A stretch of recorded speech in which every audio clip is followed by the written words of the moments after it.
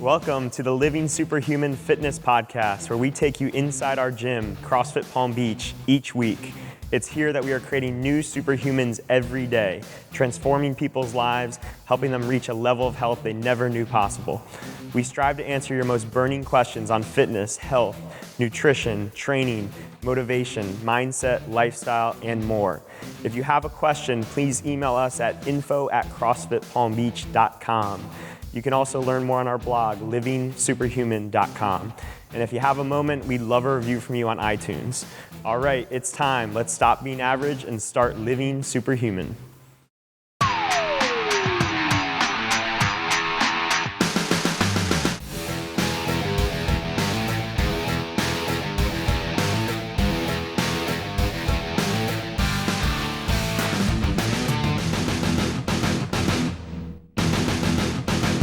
Hey guys, welcome to the Living Superhuman Fitness Podcast. I am Andrew, and I am joined today by Tony, Coach B, Whitney. Got a nice little 4-pack for you guys here today. So we're gonna be talking about what makes an athlete of the month. All right, so every month or every 6 to 8 weeks, we pick an athlete of the month. Or 2 months. We're kind of terrible with sticking with the monthly rule, but we call it an athlete of the month. We pick a male and a female. Someone that we feel exemplifies an athlete of the month. And we're going to be talking about some of those elements because it's not just about performance inside the gym. And we're going to be talking about this poster that we have at the front of the gym, which has a lot of the 10 unwritten rules of CrossFit Palm Beach and some of the different elements that we value in our members, and just hope you guys can exemplify more. So if you're watching the video version, you can see it. If you're watching the audio version, you're going to hear us go through a lot of them, and you can see it at the front of the gym next time you're in here. So we'll talk first about how we choose the athlete of the month. So very simply, we have a weekly coaches meeting. When we remember, we talk about the athlete of the month, and we all just kind of bring up a few names of people that we feel like have been very consistent. They've been doing really well. Maybe they hit some recent PRs. People that have been around the gym for a while, have seen progress, and we'll just throw out some names, and then from there, we all kind of just vote on the male and female that we like, and whoever gets the most votes wins. So someone suggested to me one time that we should let the members vote, which I think is a great idea, although everyone does not know everyone at the other time. So you may know the person at your time or the hour before you like to come to class, but you don't really know all the 300 people that come here on a daily basis. So that's how we choose the athletes of the month, and let's dive into some of the deeper things that we look for when choosing those. So what are the things that you guys sort of value the most when you're placing your votes for the athlete of the month? I think my top priority would be someone that makes the class better for everyone else, right? So of course they're having their individual PRs, but everyone around them is feeling lifted up with them, right? Because it's easy to say, oh, well, this person had this PR and this person this PR. But if it did come to a community vote, would they get votes? Granted, we're not doing that, but you kind of want to think in those terms. Are they lifting everyone else up? Are they supporting one another? Would people vote for them if there were a community vote? It's like seeing them part of a whole team. And it's just not like they're just a player that's the MVP and I'm this because I'm this. It's I'm part of this team and I want to support that person and support that person. So definitely seeing the value as a whole and not just as yourself. I think normally it's somebody that is community focused. You've seen them outside of the gym doing something. You saw them at the beach water, Beach Fit and Brews, or you've just seen them present in your community, but not just in the walls of these buildings. So they're kind of just at the top of your mind because you're interacting with them in other ways other than just coaching them. Yeah, I like that. I think you guys have nailed it. It's all about the community. I see that person if we have a drop-in, they go introduce themselves. If there's someone in class they don't know, they'll introduce themselves. If we're doing a strength WOD, they're quick to partner up with people, but they're also quick to partner up with different people. They don't always grab the same 1 or 2 people to partner up with, whether it be a strength WOD or a Saturday morning workout where we typically do team workouts. They're excited by sort of welcoming a new person or being on a team with someone else and just kind of having fun. They definitely get better and they improve, but their performance is almost secondary to having a good time and being a part of the community and contributing to that team environment. Another thing that I really value is consistency.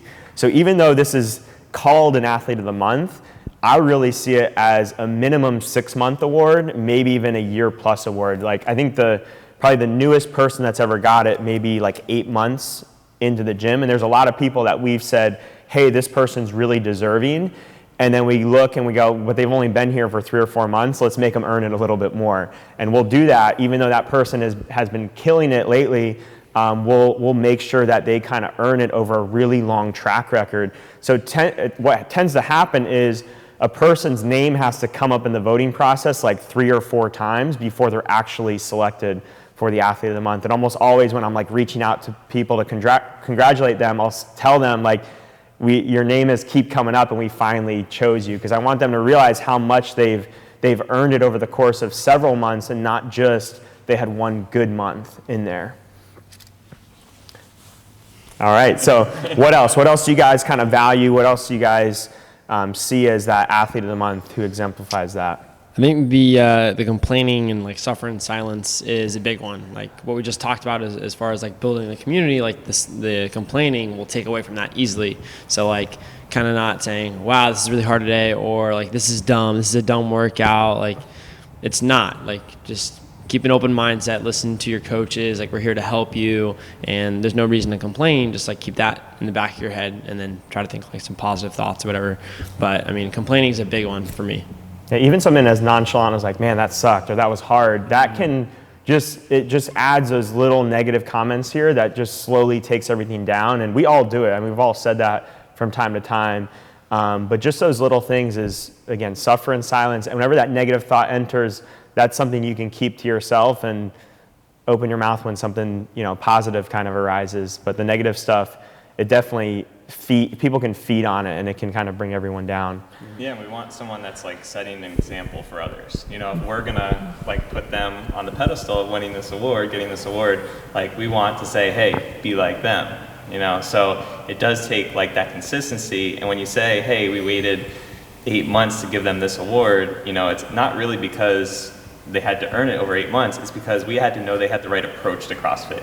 Because how many times have you guys seen someone who's a great athlete outside the gym, they come into CrossFit, they tear it up for 2 to 3 months, and then they're just burnt out. But it was like, well, why didn't you give it to them? They were here 2 times a day, every day, killing workouts, making PRs, encouraging others. But it's like, did they have the right approach? Were they smart with their approach? Can they have a long-term love for CrossFit? And that's something we look for as well. Yeah, I think rule number 4. So it says on the poster, it says, honor your body, eat real food, sleep, recover properly, prioritize technique. Basically all things that you kind of need to focus or hone in on to be consistent, to like show up every day with a positive attitude. If you're not doing that, if you're, going out and drinking or eating all the donuts in the world and then coming in, the chances are you're probably going to complain about the workout because you're probably not going to feel that great. So you're already kind of just taking yourself out of the game. So I think, for the people that are or do become like the Athletes of the Month, they do that. They honor their body. They're staying healthy out of the gym. They're either, minimizing their drinking and partying or not doing it at all, or finding another way to party with LaCroix. Hello. So yeah, I think that's a huge part. They're honoring not only their body, but like their whole fitness journey. Yeah, and we see that. We do value the results when we pick the Athletes of the Month, and that really underlies a lot of those results. If you're not eating well outside the gym, if you're not sleeping well, if you're not working on your technique so your lifts can improve, your results probably won't be there on a long-term basis. And as Tony said, we're holding people to more of a year standard, not a 2-month standard. So you have to kind of earn those results for month after month after month for a year, and it takes that focus outside the gym and honoring your body outside the gym in order to see those consistent results. And we talk so much about respecting the process and having fun during the process. Like, who would we be if we said this person's doing awesome, but like they were just so results focused that like they were unhappy if they missed a lift? We want people that miss a lift and they're like, I'm going to learn from that. I'm going to get better from that.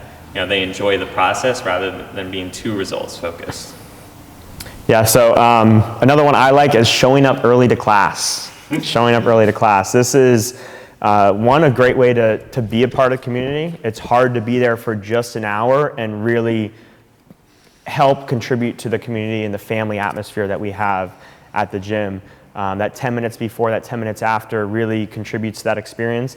But it's also going to make our job easier as coaches because we can start on time and we can kind of know who's in class. But then the showing up early to class is just going to make you a better athlete, bottom line. You can warm up better. You're going to be a better athlete if you do it. Mm-hmm. Yeah, and we understand that it may happen once or twice that you're late if you hit the train or your kid's thrown up in the car or whatever it is. But, I mean, if it's consistent and we definitely were like, oh, so-and-so was late again and again and again and again, then, I mean, it obviously takes away from our experience as a coach to coach that athlete, not to see them as much. And also, I mean, just from an injury standpoint, like your injury rate's going to go higher than if you were early and warmed up properly. So being early, definitely, I agree with you that it's super valuable in the process of becoming Athlete of the Month. Yeah, I think there's been a few that that's been the deciding factor of why we didn't pick a certain person is because of that one specific thing. Another one that's been very specific is not doing all the required reps or consistently not doing full range of motion on certain movements. Because usually, if you're not doing the reps, that's kind of that honesty, integrity component. Maybe you're not doing it on purpose. But the not doing full range of motion means you're not listening to your coaches because the coaches are telling you to go lower on a squat. They're telling you to lock out, and you're not putting that into practice, so you're not really being coachable. And I think being coachable is a big part of being an Athlete of the Month and just being a better athlete. Coachable is huge. I mean, because typically when you ask questions, a lot of other people have those same questions. So if you ask a question in the class and you get that answered, in the class, you're adding value to that class. Showing up late is not adding value. Showing up early is adding value. So it goes back to who is making the class better, who's adding value. I think asking questions, being coachable is a huge one. Yeah, I know with our workout explanations as coaches, I know all of us put a lot of time and effort into providing value when we're describing a workout, when we're doing skill work, when we're designing a warm-up for class. We put a lot of time and effort into these pieces, so each minute of class is valuable. And I think there's a lot of athletes that just gloss over that and they see, oh, hey, we're doing 21-15-9 of front squats and pull-ups.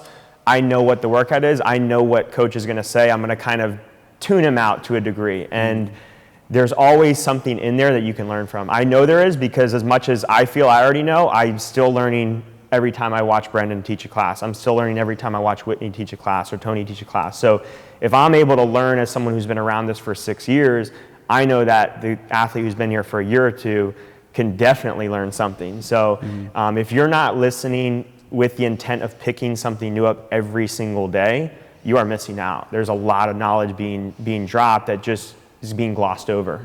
And going off of that, just not being part of the group when the explanation is going on, if you're setting up your bar during that period, you're grabbing your plates, you're at your backpack doing the whole helmet on, whatever you need to grab for the workout, just take the time. It doesn't take very long. We'll get done with the explanation. People will have questions. It may help you. If it doesn't help you, that's fine too. But we at least gave you the opportunity to give you all the information for the workout, and then you can go do whatever you need to do.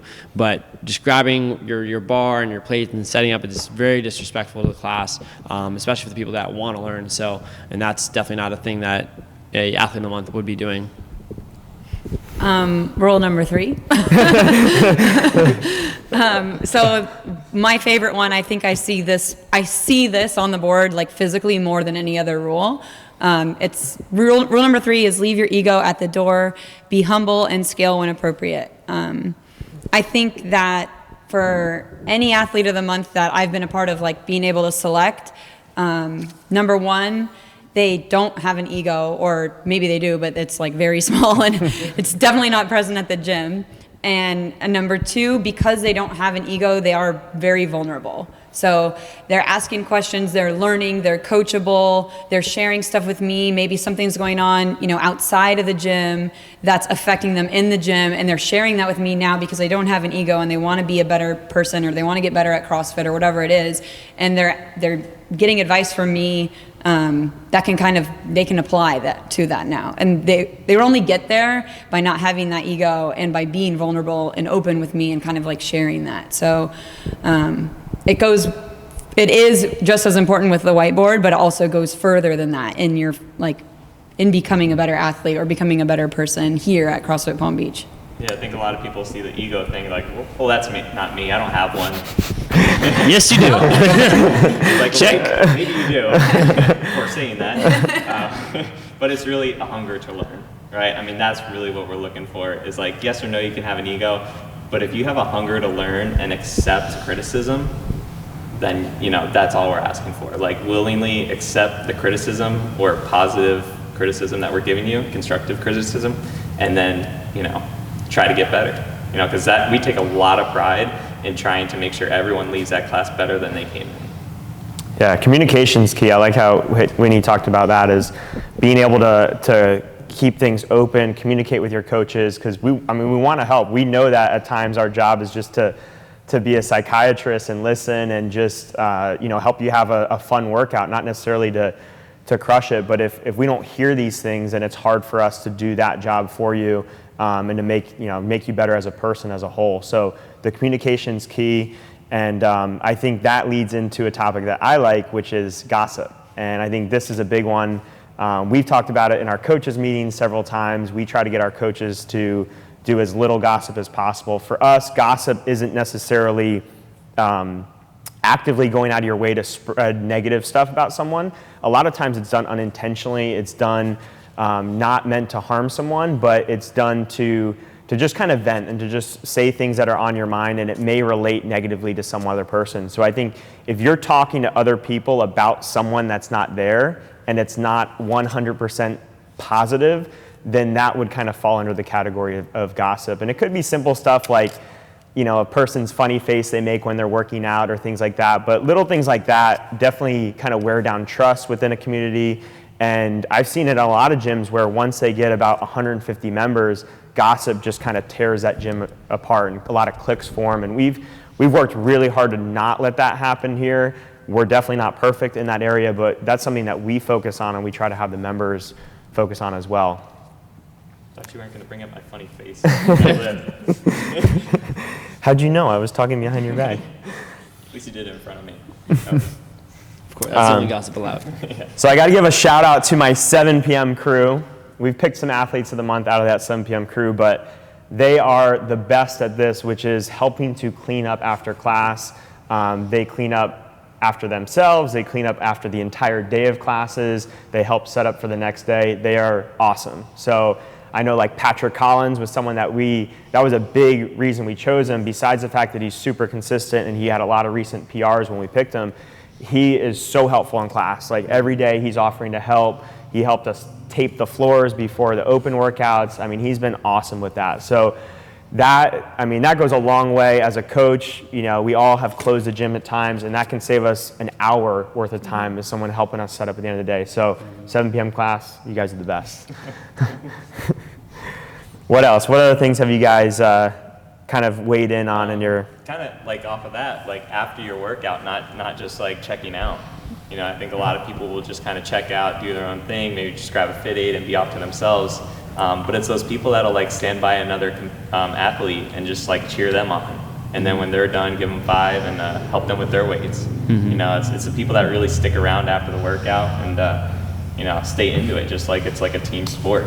Even with like the open going on right now, like I remember on Friday we had like the 5 a.m. class. Like Chris Clinton stayed after class and he judged some 6 a.m. people, and he was loving it. And so just him doing that for an extra 30 minutes like was awesome. So staying after class, cheering people on. I mean, grab a coffee from the Cross Palm Beach Cafe, take a seat. But yeah, I mean, staying after class is a huge thing, adds a lot of value. Yeah, I think being respectful of others and others' things, others' space, because just like Tony was talking about, you can finish your workout and you can already just like pick up your bar, put it away, but like most likely if you're the first one done or one of the first few done, you're gonna have to like cross over somebody else's path and like distract them or maybe disrupt them because you're trying to put your barbell away, but that's actually the station they're working at. So just kind of being respectful of others, and their space and their workout, and then also being respectful in a way you're saying hello. You're not just in there focused, tunnel vision, me, my workout, what am I doing, blah, blah, blah. But you're there, you're kind of interacting, engaging with others, trying to figure out what's going on with other people. I mean, especially if you're having a bad day, that's like the first thing I do now when I know I'm just not all right up in the head. I just ask somebody else how they're doing, so I can just get out of that. And like, you have a bad day at work, you're in traffic here, come in the gym, ask somebody else how they're doing, what's going on with them, and then your workout will instantly become better. Yeah, we want this to be like your sanctuary. This is the place where all your problems can disappear for an hour or 90 minutes or 2 hours, however long you want to stay with us. We prefer longer, actually. Then get a job. Also going off of like, you don't like your space, like if you're in the middle of a workout and someone takes your bar by accidentally, or if they get on your bike and change the seat by accident, like, just move on. Find another one, right? It's not a huge deal. We're not trying to set world records. Just find another bike, set it, and get back to your workout. I mean, it's not the end of the world. Yeah, they might have taken it by accidentally. It's not like they did it on purpose. But, I mean, that's a huge thing. It's like going off of not complaining, and then, like, it would ruin your workout, ruin your day. My bike was off by one setting. It's, like, not the end of the world. So, I mean, that hits a lot of categories as far as, like, not complaining, and then also respecting other people's stuff and all the above. Cool. Is there anything else you guys want to add? Did I miss anything? I think we're pretty good. Number 10. Number 9. Oh, 10. You got to smile. You got to have fun. Leave your problems at home. Enjoy this hour here. But make sure you guys check out the poster. But one of the reasons we did this podcast, we want to just recognize you guys. A lot of you guys do a great job in all of these areas, and that's the reason we have such an awesome community. So thank you guys, and we really appreciate each and every one of you. We're a family. Family. Everyone.